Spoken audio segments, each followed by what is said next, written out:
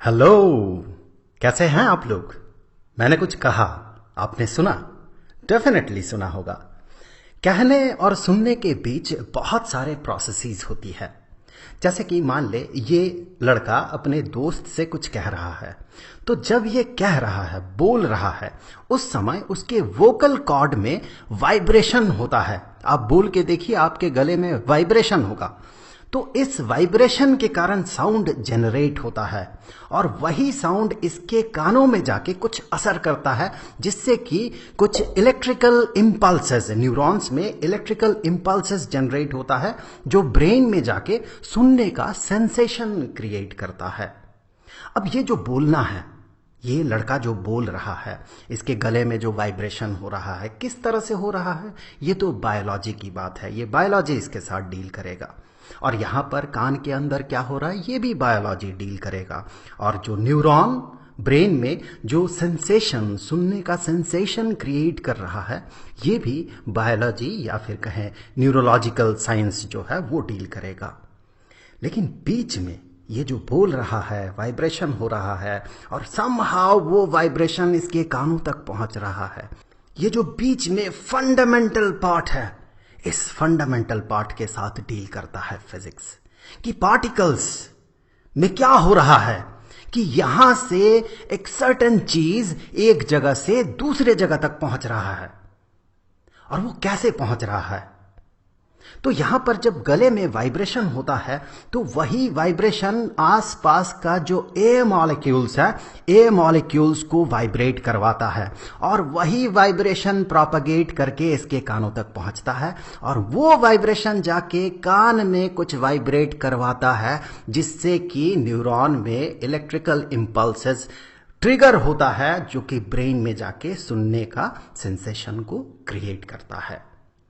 Basically हम जिस part के साथ डील करेंगे, जैसे कि हम लोगों ने बात किया, फिजिक्स जिस पार्ट के साथ डील करेगा वो ये कि ये वाइब्रेशन किस तरह से एनर्जी को एक जगह से दूसरे जगह पे ट्रांसफर कर रहा है। यहां पर मैंने एनर्जी को क्यों कहा, क्योंकि आप देखिए, जब इसका वाइब्रेशन गले में नहीं हो रहा था, मतलब ये लड़का बोल नहीं रहा था, उस समय इसके कानों में किसी भी तरह का सेंसेशन क्रिएट नहीं हो रहा था, क्योंकि कान को वाइब्रेट कराने के लिए कुछ भी नहीं था। लेकिन जब ये बोलने लगा तो इसके कान में वाइब्रेशन हुआ, जिससे कि ये सुनने लगा। क्यों हुआ वाइब्रेशन? क्योंकि यहां पर गले का वाइब्रेशन हवा को वाइब्रेट करवा रहा है। हवा का एक लेयर का मॉलिक्यूल्स अगले लेयर को वाइब्रेट करवा रहा है, वो फिर अगले लेयर को वाइब्रेट करवा रहा है। इस तरह से वाइब्रेशन के थ्रू एनर्जी का ट्रांसफर हो रहा है। एनर्जी इस जगह से एनर्जी इस जगह तक पहुंच रहा है। तो इस तरह से एनर्जी का ट्रांसफर होते हुए ये साउंड जो है एक जगह से दूसरे जगह में प्रोपगेट करता है। अब फंडामेंटली वाइब्रेशन के कारण एयर मॉलिक्यूल्स का क्या होता है, ये अभी हमें देखना है। सपोज चलिए हम उससे पहले एक बार देख लेते हैं कि यहां ये जो ऑब्जेक्ट है, ये ऑब्जेक्ट ऑसिलेट करेगा, आगे पीछे होगा, जिससे कि ये अपने आसपास के एयर मॉलिक्यूल्स को डिस्टर्ब करेगा या उसे भी अपने साथ धकेलेगा और खींचेगा। तो कैसा सिनेरियो क्रिएट होगा? ये जो सिचुएशन अभी आप देख रहे हैं, यही एग्जैक्टली होता है जब साउंड प्रोपगेट करता है। ये जो डॉट्स आप देख रहे हैं, इन डॉट्स को आप मान के चलिए a group of molecules of air. आप एक मॉलिक्यूल मानेंगे तो बहुत सारा प्रॉब्लम होगा, आगे चल के कॉन्सेप्चुअल प्रॉब्लम आ सकता है। इसीलिए मैंने कहा कि ग्रुप ऑफ मॉलिक्यूल्स, एक एक डॉट को आप ग्रुप ऑफ मॉलिक्यूल्स मान के चलिए। तो इस तरह से एक देखे, वाइब्रेशन एक जगह से दूसरे जगह तक पहुंच रहा है। एग्जैक्टली इसके अंदर यहां पर क्या क्या हो रहा है, चलिए अभी हमें वही चीज देखना है। तो उसको देखने के लिए हम क्या करते हैं, सबसे पहले एक लेयर, एयर का एक लेयर को कंसीडर करते हैं। ये पार्टिकल, ये ऑब्जेक्ट वो वाइब्रेट करेगा, तो एक लेयर, एयर का एक लेयर के साथ क्या होगा, ये अभी सबसे पहले हम लोग देखेंगे। वाइब्रेट करने के लिए ये सबसे पहले आगे बढ़ रहा है, तो आगे बढ़ते हुए ऑब्वियसली इसके साथ जो सटा हुआ एयर का लेयर है उसे भी धकेलते हुए ये ले जाएगा। पहली बात है, ठीक है। तो ये जब आगे बढ़ेगा वाइब्रेशन के दौरान ये ऑब्जेक्ट, तो अपने साथ जो सटा हुआ लेयर है उस लेयर को भी ये धकेल के ले जाएगा। और जब ये पीछे आएगा, वाइब्रेशन मतलब क्या, ऑसिलेशन या वाइब्रेशन, ये आगे पीछे आगे पीछे आगे पीछे होगा। तो ये आगे गया तो इसे धकेलते हुए ले गया इस लेयर को। जब ये ऑब्जेक्ट पीछे आएगा उस समय आप गौर करें, इस रीजन में एक वैक्यूम क्रिएट होगा, होना ही है। ये जब पीछे चला जाएगा तो ये एक एम्प्टी स्पेस बन जाएगा। तो इस वैक्यूम को भरने के लिए यही वाला लेयर पीछे की तरफ आ जाएगा। तो ऑब्वियसली होगा क्या, सिचुएशन कुछ ऐसा बनेगा, ऑब्जेक्ट आगे गया, उसके साथ लेयर भी आगे गया, ऑब्जेक्ट पीछे आया, तो जो वैक्यूम बन रहा है उस वैक्यूम को भरने के लिए एयर का ये लेयर उस जगह को भर रहा है। तो ये ऑब्जेक्ट जिस तरह से ऑसिलेट कर रहा है, ये लेयर, एयर का ये लेयर उसी के साथ साथ ऑसिलेट करेगा। ये तो अभी हमने एक लेयर के साथ डील किया। चलिए एक और लेयर ले लेते हैं। अब क्या होगा देखें, अब देखें, जब ये बॉडी इस तरह से वाइब्रेट करेगा तो दोनों लेयर्स वाइब्रेट करेगा। ऑब्वियसली ये ऑब्जेक्ट अगर फर्स्ट लेयर को पुश करेगा तो फर्स्ट लेयर नेक्स्ट लेयर को पुश करेगा। लेकिन ध्यान दे, यहां पर एक छोटा सा टाइम डिले है। ये जिस तरह से ऑसिलेट कर रहा है, ये थोड़ा सा समय का एक छोटा सा डिफरेंस है, इसे तो रहना ही है। आप एक मोमबत्ती जलाइए और क्या करें, आप फूके, 1-1.5 मीटर दूर से आप फूके।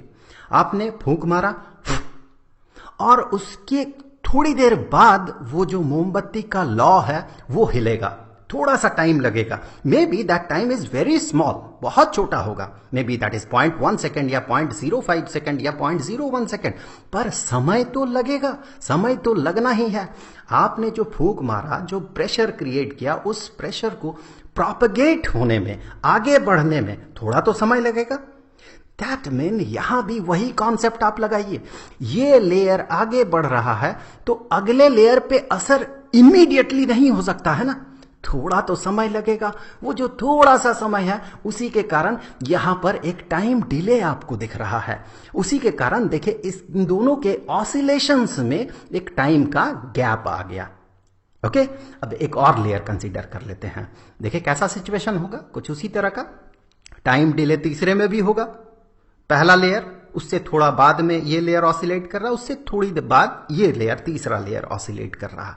सेम लॉजिक लगा दीजिए। अब हम लोग एक लंबा सा कॉलम कंसीडर करेंगे, एयर कॉलम। अब हम लोग इसे ऑसिलेट करवाएंगे, इस ऑब्जेक्ट को वाइब्रेट करवाएंगे। चलिए हमने वाइब्रेट करवा दिया। तो देखिए एक टाइम डिले है, यहां जैसे ही धकेलना शुरू हुआ उसके थोड़ी देर बाद यहां पर वाइब्रेशन शुरू हुआ, होना ही है। मोमबत्ती को फूंक मारिए, आप समझ जाएंगे क्यों। वेल, अब आप देखिए जो टाइम का डिफरेंस है अलग अलग लेयर्स में, ऑसिलेशन का टाइम का जो डिफरेंस है, उस डिफरेंस के कारण एक बहुत ही खूबसूरत यहां पर एक पैटर्न क्रिएट हो रहा है। यहां पर देखिए जब ये आगे बढ़ रहा तो यहां पर कंप्रेस्ड है एयर, बहुत ही डेंस है। इस तरह से देखिए ये जो डेंस पार्ट है, देखिए इस तरह से आगे बढ़ रहा है। फिर से देखिए ये डेंस पार्ट इस तरह से आगे बढ़ रहा है। एक जगह पे ये डेंस हो जा रहा है और दूसरे जगह पे जब ये पीछे की तरफ जा रहा है तो इस समय देखिए ये रेयरिफाइड है, मतलब थोड़ा सा एक्सपैंडेड है, रेयर्ड है। ये जो मॉलिक्यूल्स है थोड़ा दूर दूर हो चुका है। सो यहां पर आपको कंप्रेशन इस तरह से आगे बढ़ते हुए आपको दिखेगा। आप फिर से एक बार रिपीट कर लेते हैं। यहां पर ये जो वाइब्रेट कर रहा है ये अगले लेयर को वाइब्रेट करवा रहा है, वो फिर अपने अगले लेयर को वाइब्रेट कर रहा, वो अगले लेयर को अपना एनर्जी ट्रांसफर कर रहा, फिर वो अगले लेयर को ट्रांसफर कर रहा, और उस एनर्जी ट्रांसफर में थोड़ा थोड़ा समय लग रहा है, समय का एक डिफरेंस हो रहा है, जिसके कारण ऑसिलेशन का जो टाइम है इसमें एक डिफरेंस है, जिसके कारण यहां पर ये ब्यूटीफुल पैटर्न यहां पर क्रिएट हो रहा है। तो इस तरह से जो एनर्जी का ट्रांसफर हो रहा है, एक लेयर दूसरे लेयर को, दूसरा तीसरे को, तीसरे चौथे को, जो एनर्जी का ट्रांसफर कर रहा है, इस तरह का जब एनर्जी का ट्रांसफर होता है तो हम इस चीज को, पूरे इस चीज को हम वेव कहते हैं। बेसिकली वेव का डेफिनेशन ही यही होता है कि वेव इज अ डिस्टर्बेंस। यहां पर डिस्टर्बेंस हो रहा है एयर मॉलिक्यूल में। So wave is a disturbance in a medium. यहां पर एयर जो है ये मीडियम है, माध्यम है, मीडियम। सो मीडियम में एक डिस्टर्बेंस है। कैसा disturbance? That transfers, that mean that disturbance transfers energy energy का ट्रांसफर हो रहा है ना, यहां से इस ऑब्जेक्ट ने इस लेयर को धकेला तो उस लेयर को एनर्जी मिला, फिर उसने अगले को धकेला उसे एनर्जी मिला, फिर अगले को धकेला उसने तो उसे एनर्जी मिला। तो इस तरह से एनर्जी का ट्रांसफर आगे की तरफ होते जा रहा है। ट्रांसफर्स एनर्जी प्रोग्रेसिवली, एक के बाद दूसरा, इसने इसको, इसने इसको, इसने इसको, इसने इसको, तो प्रोग्रेसिवली एक के बाद दूसरे पे एनर्जी का ट्रांसफर कर रहा है from one point two another point in that medium. एक पॉइंट से एनर्जी दूसरे पॉइंट में प्रोपगेट कर रहा है, आगे बढ़ रहा है। तो ये वेव का डेफिनेशन है। सो बाय डेफिनेशन यहां पर जो भी हरकत हो रहा है इस हरकत को हम वेव कहेंगे। यहां पर एयर मीडियम है, सो इस मीडियम में, एयर के इस मीडियम में हरकत हो रहा है, डिस्टर्बेंस हो रहा है, जिस डिस्टर्बेंस को हम कहेंगे वेव। और वेव जो है बेसिकली हम दो तरह के वेव्स के साथ, मैकेनिकल वेव्स के साथ डील करते हैं। एक है जो इस तरह का वेव है और दूसरा जो पानी में बनता है। इस तरह के वेव को हम कहते हैं लॉन्गिट्यूडनल वेव। पानी वाला वेव के बारे में थोड़ी देर में बात कर रहे हैं। सो इसे हम लॉन्गिट्यूडनल वेव्स कहते हैं।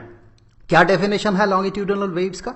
Longitudinal waves are waves in which the displacement of the particles of the medium is in the same direction. मतलब जो डिस्प्लेसमेंट हो रहा पार्टिकल का डिस्प्लेसमेंट देखिए, आप इसे चलिए एक बार पार्टिकल मान लेते हैं। इसे कैसा डिस्प्लेसमेंट हो रहा है? ये आगे पीछे, आगे पीछे, इस तरह का डिस्प्लेसमेंट हो रहा। सो डायरेक्शन डिस्प्लेसमेंट का देखें, पार्टिकल्स का आगे पीछे, इस तरह का डिस्प्लेसमेंट का डायरेक्शन है।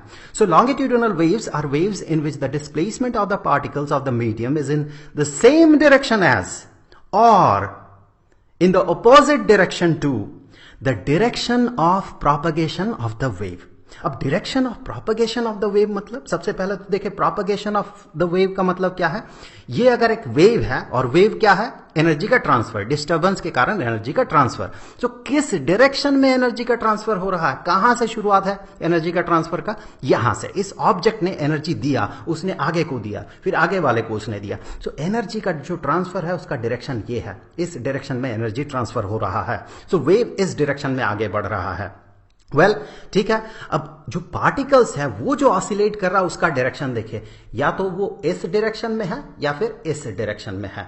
तो कहने का मतलब ये है कि जो डेफिनेशन है लॉन्गिट्यूडनल वेव्स का, वो डेफिनेशन ही ऐसा है कि अगर पार्टिकल्स, मीडियम का जो पार्टिकल जो वाइब्रेट कर रहा है या ऑसिलेट कर रहा है, उसका डिस्प्लेसमेंट अगर वेव के प्रोपगेशन के डायरेक्शन में या उसके ऑपोजिट डायरेक्शन में हो, then that wave is called a longitudinal wave. तो ये एक लॉन्गिट्यूडनल वेव है। जबकि अगर मान ले एक शांत पानी है, यहां पर आपने एक पत्थर गिरा दिया इस जगह पे, तो यहां से वेव इस तरह का उठता है और फिर ये आगे चल के डाई ऑफ हो जाता है।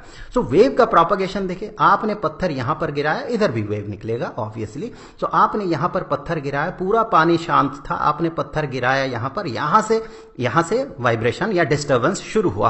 वो डिस्टर्बेंस किस डायरेक्शन में आगे बढ़ रहा? डिस्टर्बेंस इस डायरेक्शन में आगे बढ़ रहा, वेव इस तरह से आगे बढ़ रहा है। लेकिन अब पार्टिकल्स को अगर देखें तो पार्टिकल्स, यहां का पार्टिकल्स ऊपर जाएगा, फिर ये नीचे जाएगा, यहां का भी पार्टिकल्स ऊपर नीचे ऊपर नीचे ऊपर नीचे होगा। पार्टिकल्स तो आगे नहीं बढ़ता है। पानी में पत्थर डाल के देखिए, पानी ऊपर नीचे होता है। एक मान ले ये पानी है और यहां पर एक लकड़ी है, हल्का सा लकड़ी का टुकड़ा यहां पर फ्लोट कर रहा है। आप यहां पत्थर डाल दे तो जो वेव बनेगा, ये लकड़ी का टुकड़ा ऊपर नीचे होगा, ये आगे नहीं बढ़ जाएगा इस डायरेक्शन में, या ऐसे ऐसे ऐसे ऐसे वाइब्रेट नहीं करेगा, ये ऊपर नीचे वाइब्रेट करेगा। इसका मतलब पानी वाले एग्जाम्पल में हमने क्या देखा, अगर पानी में जो वेव बनता है, पानी में अगर पत्थर डाल दे तो जो वेव बनेगा, वो वेव इस डेफिनेशन को सेटिस्फाई नहीं कर रहा है। यहां पर पार्टिकल्स का जो डिस्टर्बेंस होगा या फिर जो डिस्प्लेसमेंट होगा, वो डिस्प्लेसमेंट जो वेव का डिस्प्लेसमेंट का डायरेक्शन है या वेव का प्रोपगेशन का जो डायरेक्शन है, उसके साथ 90 डिग्री का एंगल बनाएगा, परपेंडिकुलर होगा। सो वो इस डेफिनेशन को फुलफिल नहीं करता है। ये जो पानी वाला वेव है, इस वेव को कहा जाता है ट्रांसवर्स वेव।